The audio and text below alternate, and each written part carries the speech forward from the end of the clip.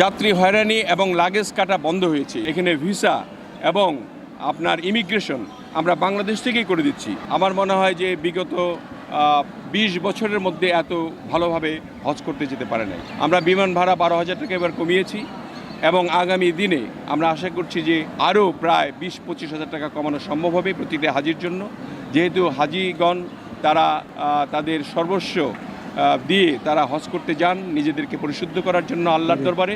এবং আমি মনে করি যে আগামী বার থেকে আরও সহজ হবে। আমরা ইতিমধ্যেই সৌদি আরবের সঙ্গে কথা বলেছি, তাদের যে নুসুক কার্ড, তাদের যে আইডেন্টিটি কার্ড যেগুলি সেখান থেকে নেওয়া হতো 8 ঘন্টা 10 ঘন্টা থেকে তাদেরকে এই কার্ডগুলি সংগ্রহ করতে হতো, সেগুলি আর করতে হবে না, সেটা বাংলাদেশ থেকে আমরা এখানে ভিসা এবং আপনার ইমিগ্রেশন আমরা বাংলাদেশ থেকেই করে দিচ্ছি, যাতে করে সেখানে এক মুহূর্ত তাদেরকে ওয়েট করতে না হয়। তারা বিমান থেকে নেমেই সরাসরি তাদের গন্তব্যস্থলে গিয়ে তাদের হজ কার্যক্রম সম্পন্ন করতে পারে, সেই ব্যবস্থা আমরা গ্রহণ করেছি। যাত্রী হয়রানি এবং লাগেজ কাটা বন্ধ হয়েছে ইতিমধ্যেই। আমরা বিগত 1 মাস থেকে আপনারা এই সমস্ত খবর আর পাবেন না। আমরা আগামী ডিসেম্বরের মধ্যে 3rd টার্মিনাল উদ্বোধন করতে যাচ্ছি। আমরা ইতিমধ্যেই 14টি বিমান ক্রয়ের জন্য চুক্তি স্বাক্ষর করেছি, আরও কিছু বিমান আসবে।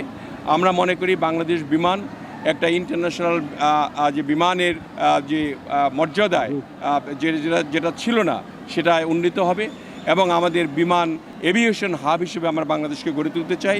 সেই সঙ্গে পর্যটনকেও আমরা তুলে ধরতে চাই বাংলাদেশে এমনভাবে যাতে করে আর মানুষ এখন 2-3 কোটি পর্যটক যাতে প্রতি বছর আমাদের বিদেশ থেকে এখানে এসে ভ্রমণ করতে পারে, সেই ব্যবস্থা আমরা গ্রহণ করছি।